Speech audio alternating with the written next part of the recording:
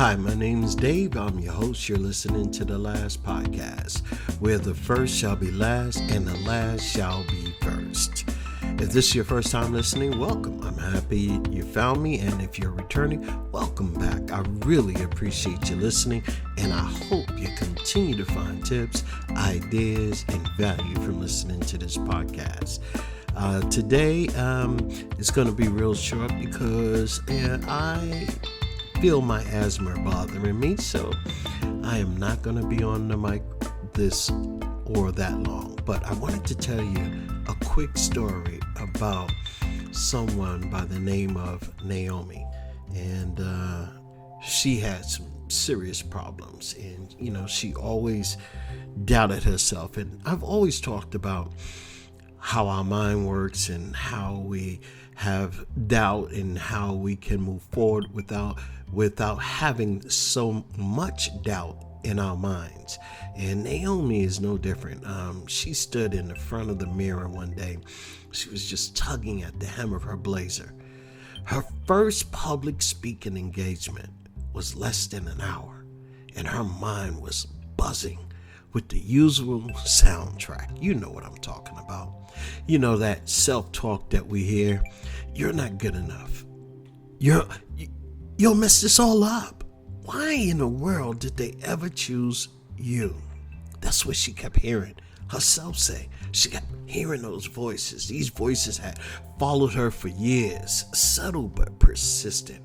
But this time, something in her stirred. Something inside of her just took a different turn. Naomi closed her eyes, took a slow breath, and remembered what her coach had taught her. You don't silence the voice by fighting it. You train your mind to speak a new language. Yes. She opened her phone and played a voice note that she recorded the night before. I am enough. My words, they matter. I speak with courage and calm. At first, it felt really silly to her to say these things and tape herself saying it, but Naomi repeated it over and over and over again and again and again. And each repetition softened the panic. She remembered the visualization exercise, imagining herself speaking clearly, her voice steady, and the audience nodding and smiling. She stepped onto the stage, her palms still tingled, but her voice didn't shake. She didn't waver. Later, someone from the crowd approached her. You speak like someone who really knows who she is. Naomi smiled. She hadn't silenced that old voice. She just simply gave it a new microphone. That's all she did. She said, you know what? I am not going to listen to the doubt anymore. Is there anything in your life that you're doubting yourself about? I know there are times when we are doing something that's brand new to us. We doubt our abilities, but you got to remember, in anything that you do new, you're not going to be good at it. So you might as well fail your way to being real good at it. So I just wanted you to have a reminder that there are things in life that we just may not be good at. So let me tell you this story about Brian. Brian had always been the behind the scenes guy. And, he's smart, he's dependable, but quiet. And I mean really, really quiet. Every time leadership opportunity came up at work, he shrink back, letting others step forward. And, he said to himself, I'm not leadership material. He played the same old soundtrack, They'll see right through me. I don't have what it takes. So many of us go through that. But Brian, he kept repeating this over and over. And, over the years, he kept believing it. It was every time he mentioned, I'm not leadership material, he kept solidifying it over the years. I don't have what it takes. I know there's so many people who are still saying these things. I don't have what it takes. That was the voice that Brian kept hearing and kept believing for all those years. Then one day, while scrolling through his phone, he came across a post that said, "You become what you tell yourself repeatedly." I want to say that again. You become what you tell yourself repeatedly. So if you say, "I don't have what it takes," guess what? Over and over and over, you're not going to ever have what it takes. "I'm not leadership material." You're not going to ever be leadership material. "I'm too skinny. I'm too fat." If you keep saying this over and over and over, it's going to happen. It's going to be solidified. You're providing yourself with proof of all the false narrative. It hit him hard. He'd been telling himself a story of smallness, I would say, a lie he accepted as truth. That night, Brian began a quiet ritual, 5 minutes each morning, each night, in front of the mirror. Eyes steady. I lead with clarity. I grow by trying. I am capable. At first, it felt like reading someone else's script, but something started to change in him. He volunteered to lead the team meeting. He spoke up when usually he held back. And when his manager offered him to stretch his role, the old voice whispered, "You're not ready."